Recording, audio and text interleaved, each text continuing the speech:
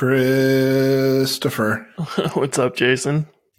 Dude, booking Rails comp stuff. I know. We're going to be there. You said, I need to book my Rails comp stuff. And the next thing I know, like 20 minutes later, we're splitting a hotel room and I have a flight. Yeah, we move fast. Good week? Yeah, I can't believe it's Friday already and just kind of disappeared. So it's one of those that just, goes by really, really fast when you're busy. So I guess that's good, but it makes you remember like back when in school, grade school, you felt like every day took like a week. Now it's like every week takes like a day. It's crazy. Yeah, my last 3 weeks have been like that. Like yesterday, Spencer at work was like, hey, I'm going to have you fix bugs the rest of the week. And I was like, what? The rest of the week? And I was like, oh, tomorrow's Friday. That's just like one day. Cool. Yeah. Lucky you, right? Yeah. Please always ask me on Thursday to work on something for the rest of the week. That's fantastic. So today we are joined by Terence Lee. Terence, do you want to maybe just give a brief introduction of yourself? Sure. My name's Terence. It's a good start. I work at Heroku. I've been there for coming up on 9 years. It'll be 9 years in April, so it's been a long time. And done stuff all over the Ruby ecosystem, probably most well known for some of my early work in the older bundler days. And a lot of the, if you've deployed something on Heroku, you've used something that I've worked on. 9 years, that makes you like OG Heroku, right? Yeah, I think I'm like employee 16 or 17 in overall. And then there's only like 3 other employees who are older than me at this point, or 4, something like that. Oh, wow. That's awesome. How long have you been specifically working with or around Ruby? I feel like I started in college, and I want to say like around 2005, 6, like Rails 1.0 kind of days. And was it, Rails 1.0, was it Rails that interested you in Ruby, or was it actually the language itself? It was definitely Rails that first got me into Ruby. I think a lot of people around that time who were coming to Ruby came from like PHP and were looking for something that, like a lot of things that made Rails really attractive, even today, like back then, especially if you rewind back over 10 years ago, was like this like structure, the app directory layout, dry, all that stuff, which PHP definitely had if you look for it, but it wasn't there like out of the box. That's awesome. So shifting gears, I guess, a little bit, you actually are actively on Rails core. I think you mentioned before the call that you don't work with it as much on the team, but I guess, how did you find yourself onto Ruby core? Yeah, so I got onto Ruby core because at Heroku we were supporting, we have these stacks that back in the day where you had like a version of Ruby on a specific stack, and then we've released like multiple Ruby support on like our Cedar stack, which is probably what most people are on. And the default stack at the time was, I think when we first launched it for Cedar, was like 1.9.2, the version of Ruby. So when Ruby core decided to like sunset Ruby 1.9.2, we realized we had a ton of customers on it, just because most people weren't specifying their versions of Ruby for the app. So by default, you're going to get whatever Heroku provided. And we had changed already the default version of Ruby since then, but there's obviously just like a ton of customers who just didn't bother to update their version of Ruby. And then we also supported Ruby 1.8.7 afterwards, after we launched Cedar. And especially back in those days, like there was a ton of stuff just still running on Ruby 1.8.7.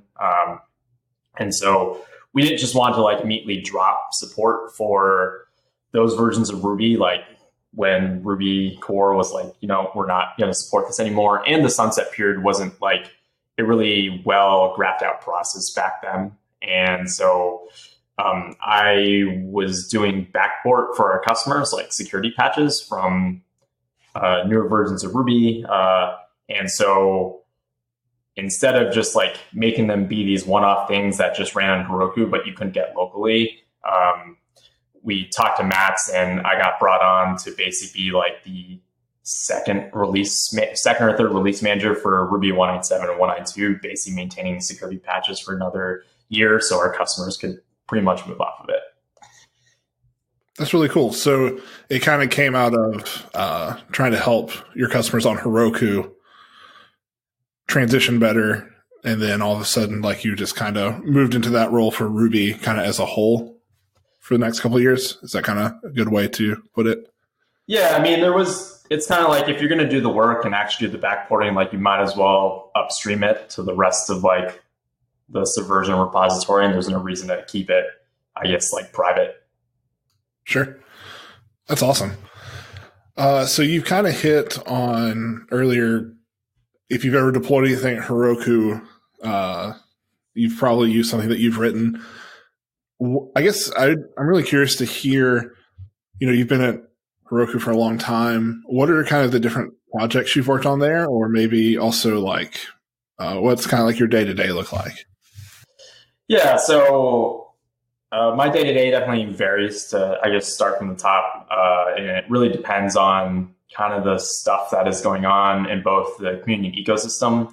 I've handed a lot of so I used to be the Ruby language owner for like 6 or 7 years at Heroku.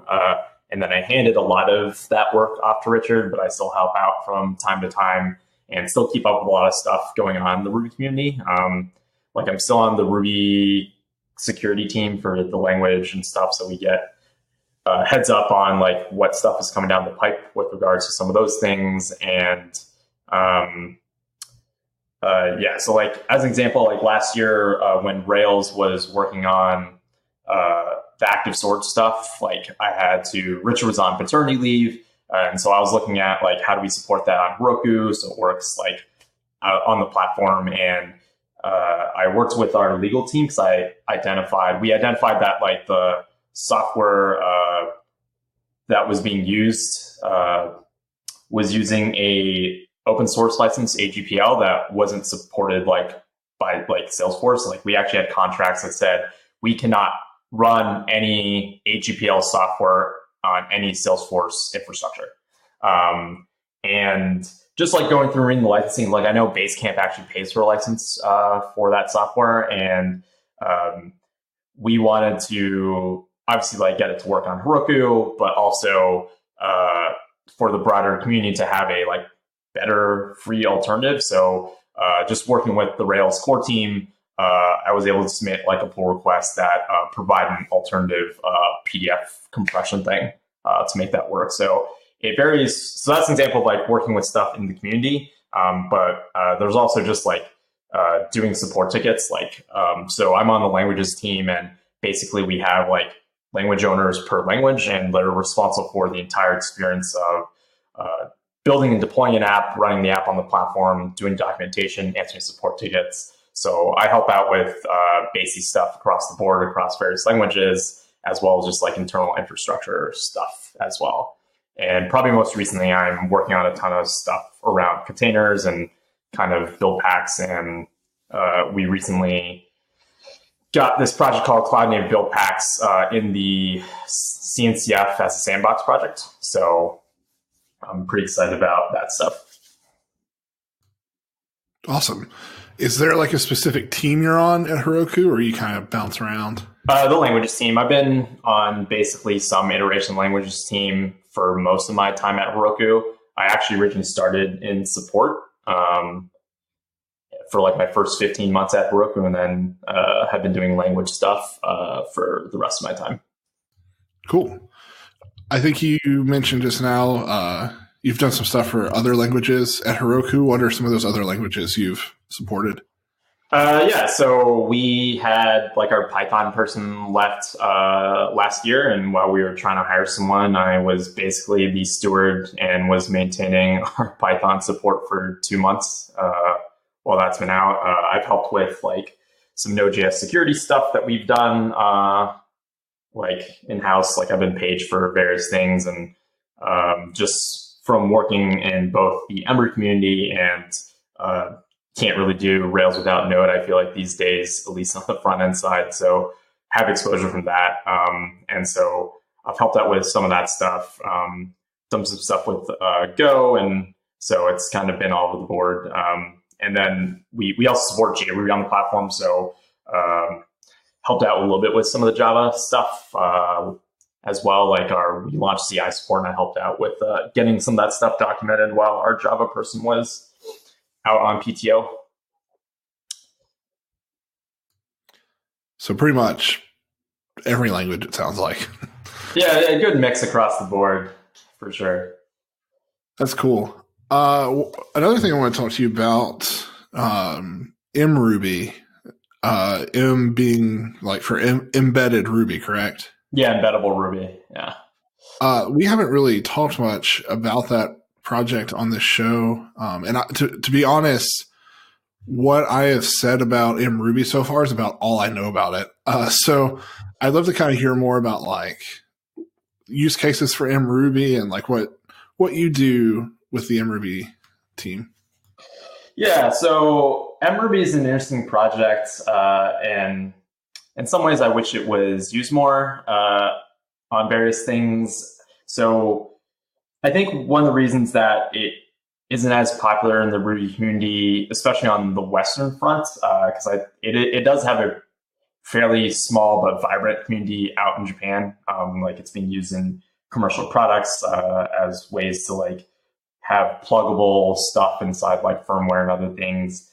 I think it's because it's like hard to find a use case for it, right? Like you go into like using Ruby and you have this like large ecosystem of Ruby gems, and it's like this. Most of the Ruby developers you're going to talk to are very web focused, right? Like you probably came in doing stuff with Rails. You probably, if you aren't doing stuff with Rails, you have something on top of Sinatra or Hanami or something like that, right? And so there's just like a lot of focus on doing web development things. And even if you aren't and you're just doing like CLI stuff, like Ruby's still pretty good at doing a lot of those pieces. And so I think for a lot of people, there isn't like at least like apparent use case for something like mruby. Like why would I go look into it or dig into it? And that's kind of why I think it's just not as popular out here in the West, and why you just don't hear a lot about that stuff. Some of the stuff that's really neat about mruby is that it's meant to be like a much lower memory footprint and smaller. And so I was doing a bunch of stuff around CLI development with mruby, which I haven't really done a lot of work on in 2 years, but when I was looking into it, like the boot time for mruby was like 10 times smaller than booting an MRI, which was really cool. So you get like much faster ramp up time for that kind of stuff. So it makes it a really good use case for doing stuff in scripts. Like if you're scripting something and then you want to have like a small thing that you can run. And kind of the main competitor that I would probably associate with mruby would be like something like Lua would be more akin to like a language that you would pick that you use mruby for. So the embeddable part really means like not necessarily embedding on devices, but embedding in other programming languages. So I think like the most popular one is like you have some C thing, and then you want to be able to have some scripting language that you can program stuff into. So you could embed the mruby VM in there, and then you can basically write Ruby syntax that can work with your C program. Okay, that makes sense because I recently worked on a project with a friend, and he was putting Ruby like inside WebAssembly so that I could like throw Ruby commands from JavaScript, get a result. And one of the Ruby implementations, like he mentioned using, was mruby, and that makes sense why that would be a good candidate for that. Yeah, there's some pretty neat projects out there in the wild that use mruby. Like there's one, there's an mruby nginx module that you can use and basically builds an mruby VM thing inside of that you can use with Nginx. And so you can use that instead of Lua. And so I actually use this as part of the static build pack for basically allowing people to configure an Nginx thing with just like a JSON file. So I use mruby to basically parse the JSON and then basically do like Nginx configuration. And I think that's probably one of the most popular and like applicable kind of things that you could like as a practical concrete thing you can use mruby for, which is pretty neat. Yeah, that's awesome. I guess one more question about mruby before we move on. So you mentioned it has like up to a 10x smaller footprint. What are some of the things that contribute to that? So a lot of the data structures and stuff will be will by default be tuned for using less memory. So I think like on Ruby, especially with the fact that Rails is such a big part of it, you're starting to see stuff like a JIT. We just got the JIT in Ruby 2.6. And these are things that are probably akin to what you would think of when you're talking about like Java or the JVM, which are inherently probably not considered the language you would go to for doing like scripting stuff. Like, hey, I want to write the scripts, let me run it. The JVM or Java is not like the language you'd probably go for. And so Ruby is like kind of in this balance of like trying to be both a general purpose scripting language and also like this thing that's being run kind of as like a daemon, like a Rails server. And so there's tuning and other things that are part of the data structures. One of the other things that's really neat about mruby is that like there's no require. So you're not paying that like file time costs when you're booting up an mruby app that you would in Ruby. So like if I want to load like some type of library in mruby, there's like a build step as part of mruby generally. And so the mruby binary that you can build will include all of the libraries and things in it. So when you boot it up, it'll actually all be in memory already. So you don't pay any of that IO cost. So like the moment that you start using Ruby gems and all that stuff, like it becomes much more expensive to boot your MRI app.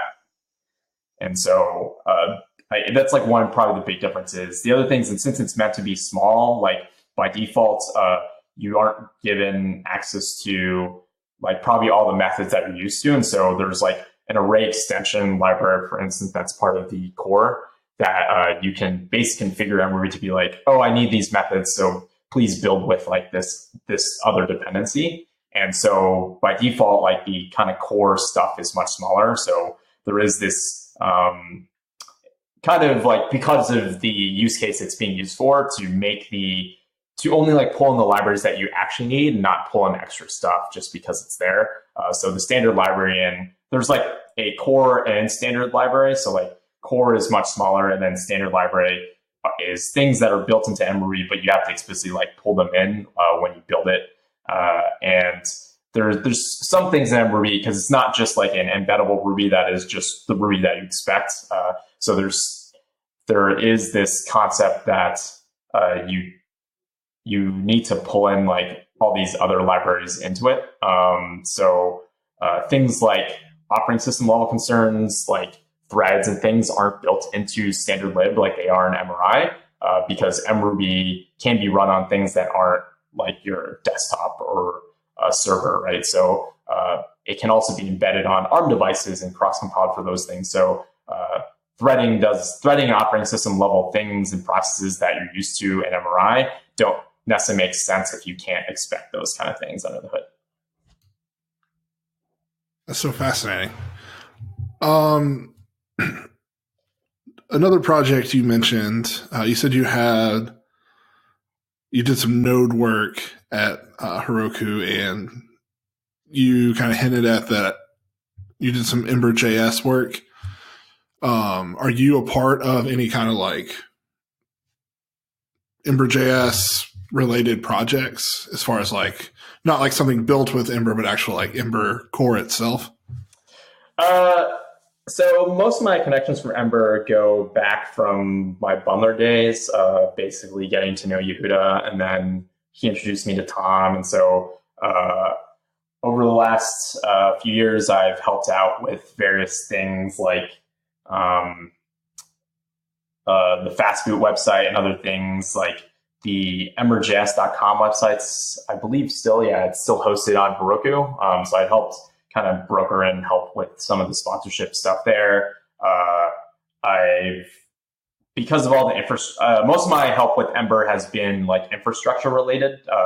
So at one point I wrote an Ember.js build pack that got used, and basically have been part of like the Ember learning team, though I'm not super active on it as I used to be, but they reach out to me sometimes when they need help with various things. And so I've just helped out with like kind of underneath plumbing of like piecing stuff together. So like the Ember Fastboot website, I remember flying out to EmberConf and spending the weekend with Tom and basically trying to get that website up and running and getting Fastboot working, because you need like a server-side node thing to actually use Fastboot. So a lot of my stuff has been around deployment and I guess like build stuff more than actually writing Ember. Like I've never actually written an Ember app, fun fact. But yeah, a lot of my stuff has been around like just like core infrastructure, like helping support the Ember team in that sense. Cool.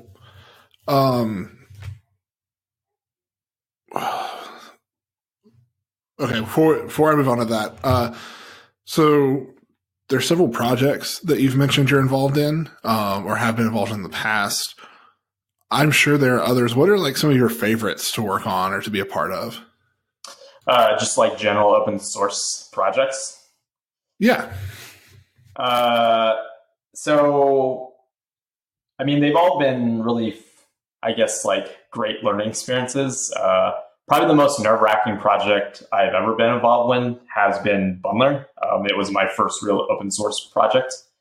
So I would not recommend necessarily having that be the thing that you wait to cut your teeth on. Though the Bundler team is actually really great nowadays. I think Andre and company have done a great job of making it super friendly for new people to get involved with and tagging issues. But that was definitely not the case when I joined the project. Sure. Some of the stuff that I learned really, I learned, and I was lucky having Yehuda around, but learned the hard way was when I was a maintainer. If you look at the old like 1.0 releases, so I joined like right after 1.0 released. I was still learning a bunch of stuff, and Carl and Yehuda were handing a bunch of that stuff off. And like, if you look, like there was a period where basically every other release was yanked from Ruby Gems, and that's because we like messed up. And so like, happens to all of us. And what better project than to do that on critical infrastructure? So that was a pretty rough, but a great learning experience on like stability and like the importance of like how hard it is to like do stuff right. I know the team gets a lot of flack for, messing up, but it's a really hard project to do right. And when you do mess up, it's like really easy to mess someone up, with that. And it's just really also hard to just catch the edge use cases. Like there's always something that you didn't think about and your test suite didn't have a test case for it because you had no idea that it was an edge case. And so that was just like a really eye-opening and enlightening project. Learned a lot of stuff, like a lot of the, I think, values and ideals I get from Yehuda. And he was instrumental in my career, and stuff like the importance of like really good error messaging. And if there's a thing you can do for a user, just like do it for them without like, I think like a very obvious, I guess, like comparison. I was just on Twitter and I saw Steve Klabnik tweeting about like the Python REPL and how like if you don't do the right thing, instead of like they know what you want to do, like they know you want to exit the terminal, but instead of doing it for you, it will just like tell you how to do it. So it's like teaching you how to do it. But I feel like a big thing in Ruby is like kind of like this magic of like just do the right thing and like make it like if it's the thing you thought how it should work, then just like make it work that way. And so it's kind of a value difference. But those are things that I got from Yehuda working on the Bundler project. Like if you can make people's lives easier, kind of just like and remove steps, like you can generally make better software. And I think that also spells out a lot in like a lot of the Heroku products that I've touched. I feel like that's a philosophy that Rails has in general been really good about kind of like promoting, or Ruby even. I coming from Python, I felt that a lot. Just seeing the like, oh yeah, here's how to do it. There's one way to do it. And then Rails or Ruby was always kind of like, here's a bunch of options, but Rails always would be like, here, we've already thought of that for you. So here you go, which I like. I think that's really interesting. When was it that Bundler 1.0 came out, by the way? It was when Rails 3 was coming out. So that was like, God, that was a long time ago. I don't even remember the year. It had to have been like 2011, I want to say. 2011, 2012, somewhere around there. It's probably about right. I joined Rails like in 2010, mid 2010. So I did a little bit of 2.3, and I remember the like config.gem stuff that you had to do, and then moving that all over to the gem file with Bundler. Did you guys have a lot of stuff that you had to do on Heroku to support that? Yeah, Bundler on Heroku is actually really rough. That was like around the time I was actually a customer of Heroku before joining the company, and I definitely remember like the config.gem days, and they were definitely rough times. I remember my first like job that I got doing Ruby full time out of grad school, and it would like take you a whole day to like get the app running on your laptop locally. And I think Bundler changed a lot of that. And so like the early days of Bundler, I don't know if you used Bundler back in the like 0.7 to 0.9 days, were pretty rough because they changed the kind of like, I guess like what Bundler was actually doing. So I remember originally like Bundler didn't have a lock file, and then they added it into 0.9, and it used to by default vendor everything, but now like when you bundle install, right, like it will install stuff by default into your system gems. And so they got a lot of feedback about like, oh, I have like system gems, like why do you put it in the sandbox thing? But you can still use like --path today to like tell it to install everything for a project into a separate folder, which is what we do on Heroku. And it kind of makes it like for support on Heroku is great because it allows you to, if you are debugging customers app and you're installing and setting up, you can just kind of remove that entire directory and also remove all the gems and stuff associated with it. So it's been great in that sense. But like in the 0.9 days, they had this thing where you had to like bundle install, but then you had to like unlock and then lock the gem file.lock. And it was like pretty messy. So I'm very happy with how they got it in 1.0. And I remember as a customer, like I thought Bundler was like the greatest thing since like sliced bread when I saw Yehuda come and demo it at the local Austin Ruby conference, Lone Star Ruby. And we actually moved a project over to it. And then, we're deploying it on Heroku. And then basically like every version of Bundler in 0.9 would break our app.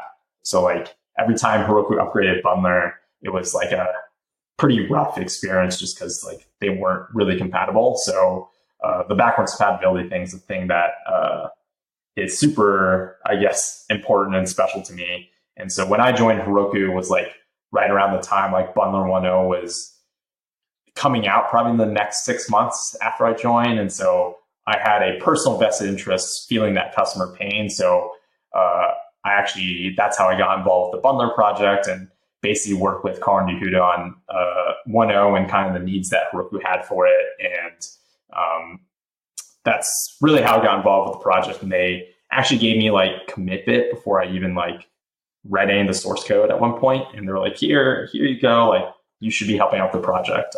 And so that's how I got involved with all that stuff. That's awesome. You unintentionally segued perfectly into what I want to talk to you about next. Lone Star Ruby, was that the precursor to Keep Ruby Weird? Yeah, I mean, in many senses, it was the like local conference we had in Austin for the majority, like in my early days of living in Austin, and they stopped it for a year and then they kind of didn't bring it back. And so, we, like, Lone Star was great. They, for a while it was run by Jim Freeze, and then it got handed off to, I think, Lance and Mondo, I think, from the Austin community. And then I don't really know the details of like what happened afterwards, but we did notice that there was a gap, and we wanted to do kind of our own take on the conference scene. And also, like, we wanted to reason, like, one of the big reasons for doing Keep Ruby Weird was, for me personally, was like, I wanted a way to have an excuse for my friends to come visit me in Austin, who happen to also be mostly Rubyists. And we also wanted to kind of do our own take of like making a good experience for people visiting. So for instance, Lone Star was actually a great local conference in the sense that there was ample parking. It was kind of up north. So you had to drive to it. Like, it was not within walking distance of anything that, if you were visiting Austin, that you'd want to go to. Whereas on the flip side, we kind of focused on other things. So we put it downtown, which actually made it a worse experience for someone who's local, unless you like live downtown, because parking in any downtown metropolitan area sucks. And so that was kind of, but like those were kind of the priorities that we had on some of that stuff.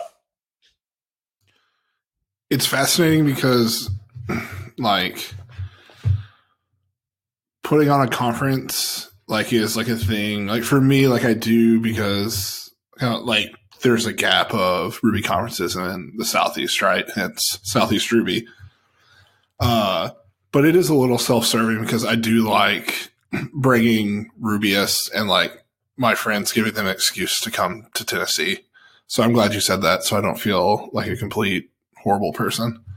I mean, I feel like organizing conferences, like, unless you're getting paid to do it, like, there are going to be selfish reasons you do anything, right? Like, whether that makes you feel good and you're super altruistic, or, there's excuses for doing stuff, right? Like, part of it for me too, like, yes, I want to bring my friends into town.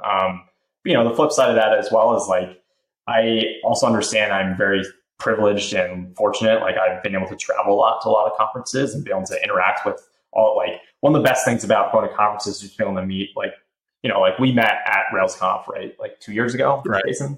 And so being able to hang out and talk and get to know people and have friends, like, basically all over the world at this point for myself, I've been really fortunate. Like, I was just in Singapore on a family vacation at the end of last year, and I was like meeting up with two people that live there that live there that I met from like 2013 or something. And so, like, we've kept in touch, and it's been cool to be able to kind of do that kind of stuff.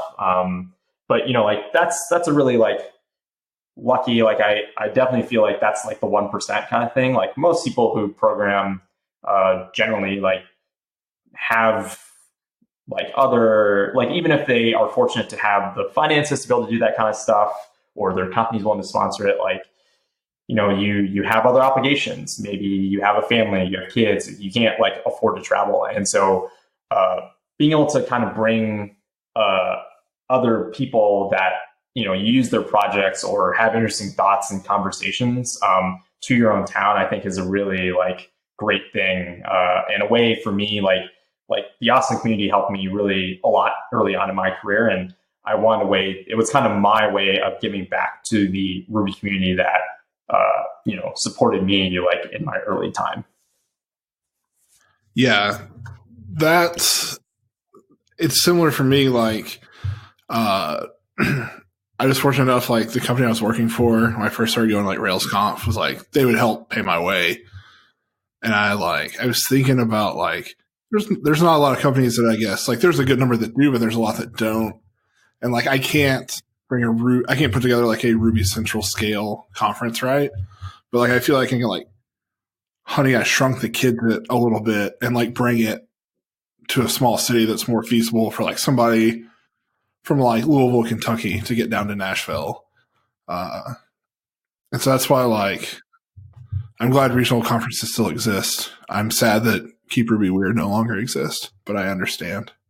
We did it for 5 years, and I feel like it's like part of it is like there was 4 of us in total, and only by the last year we only had 3 of the organizers, and it was kind of like pulling teeth to get one of them. Actually, Richard, like he just had a second kid, so like organizing another conference on top of like having a job, being involved in the open source community, taking care of 2 kids and all that stuff. He also rents out like a house, I think in Austin as well. So he has a lot on his plate. And so I think just like the fact that it is a labor of love, and I feel like it's really hard to sustain that model.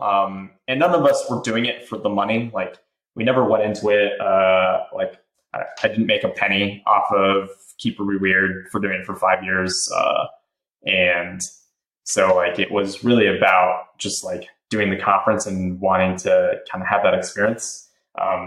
You mentioned like the Ruby Central stuff. Like I love those conferences, but one things I really enjoy about the regional stuff more than kind of the broader national level things is that there's this like kind of there's this really special like locality thing because it is this like big passion project. Not to say that the RailsConf or RubyConf are not passion projects, but there's like a special thing when you can do it at a smaller scale that doesn't scale to like 800 or 1500 people, right?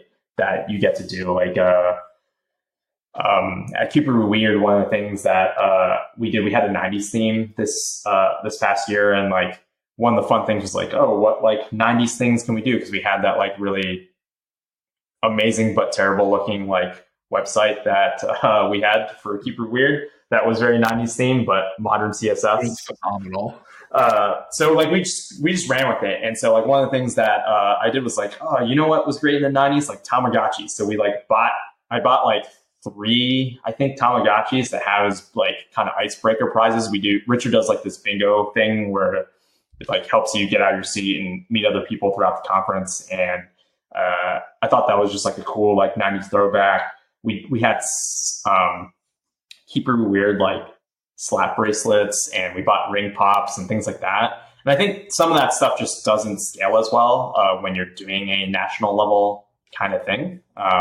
And so it's nice to, when you're at a smaller scale, that you get to be more experimental and kind of do these more like fun things or stuff that may be more thematic for like the area of the city that you're in. So like if people are coming to town for it, you can really show off like the city, and like, because you kind of want to like make it a good experience for people that are visiting, right?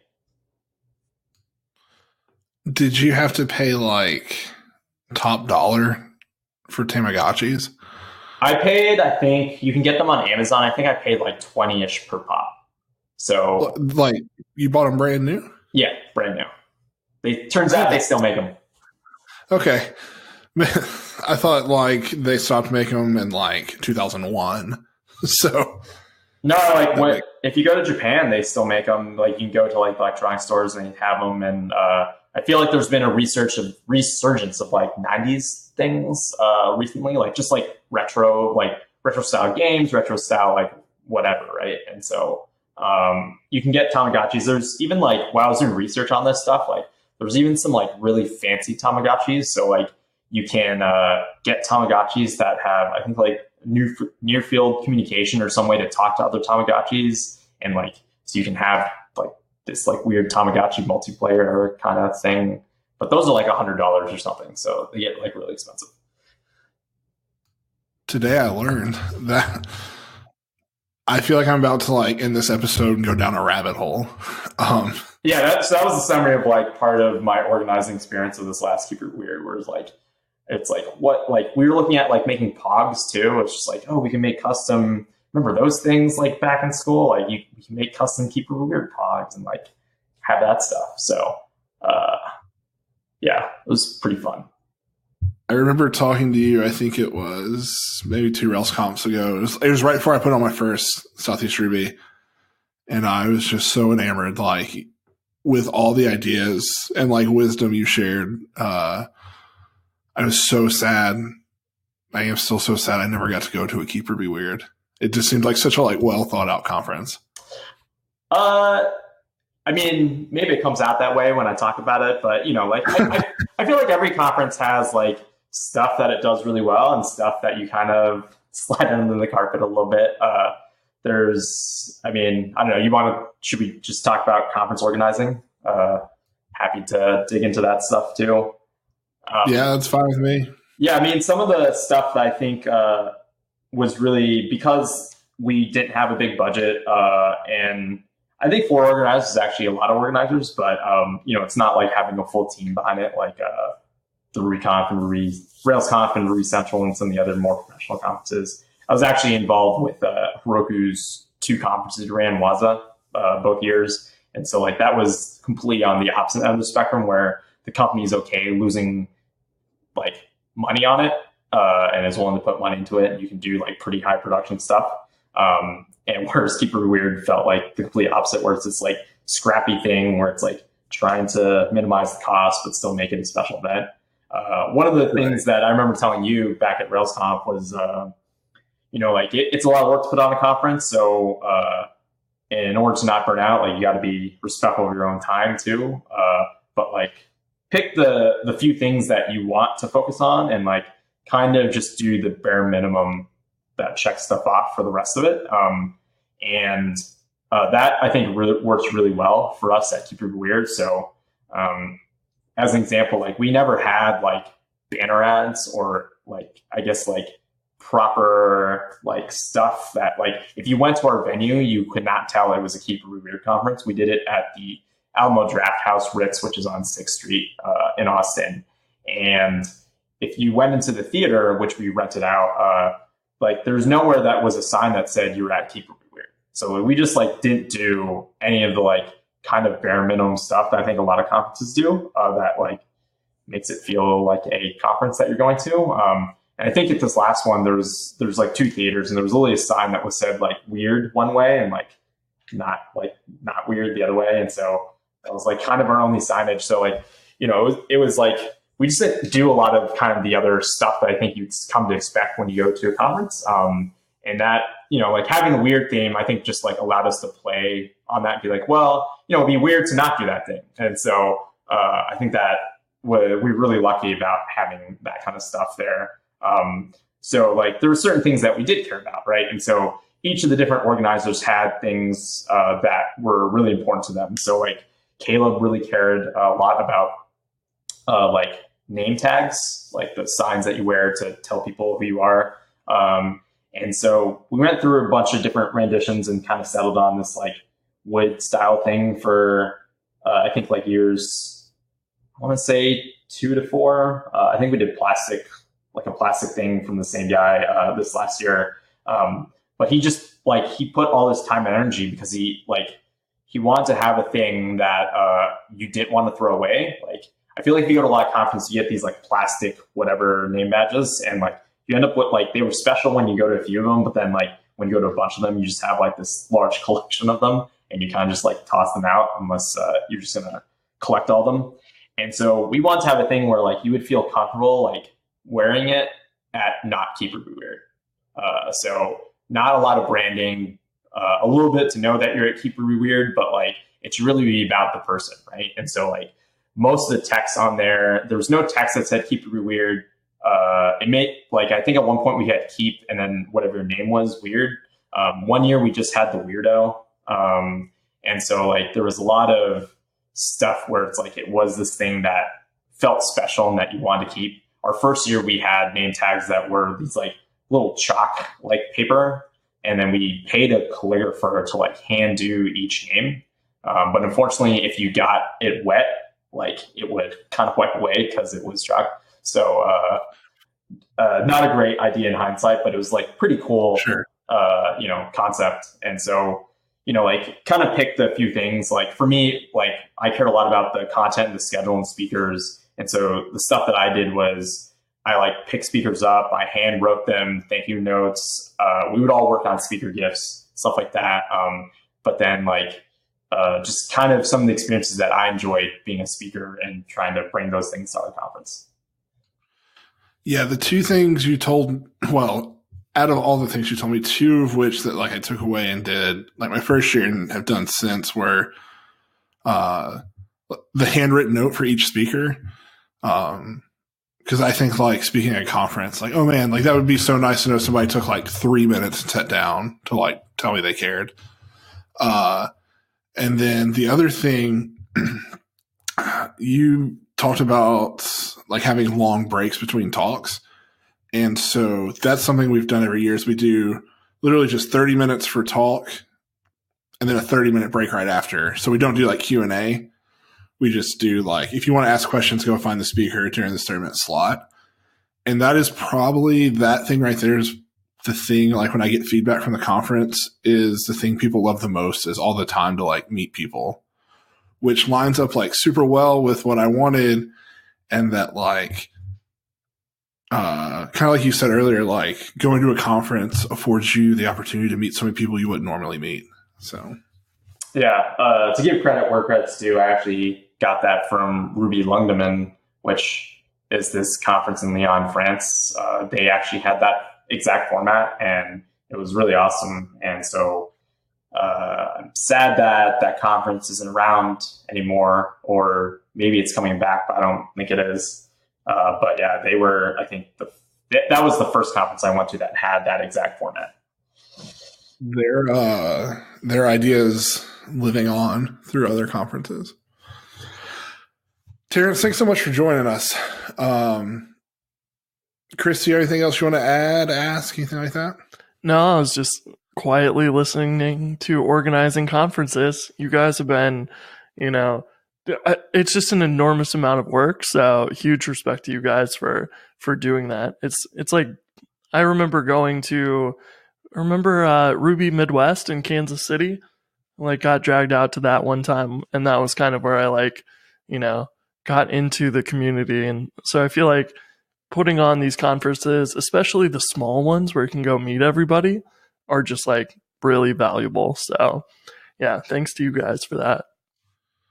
I think it's pretty great when you come to Southeast Ruby and like people who are there like, oh my God, that's Chris Oliver. Like it has nothing to do with me. I just think that's cool. Like, to see. So. Yeah, it's been kind of strange, sit in my basement and all these people know me. It's weird. Awesome. Terence, where can the people find you on the World Wide Web? I have a Twitter. It's HONE02.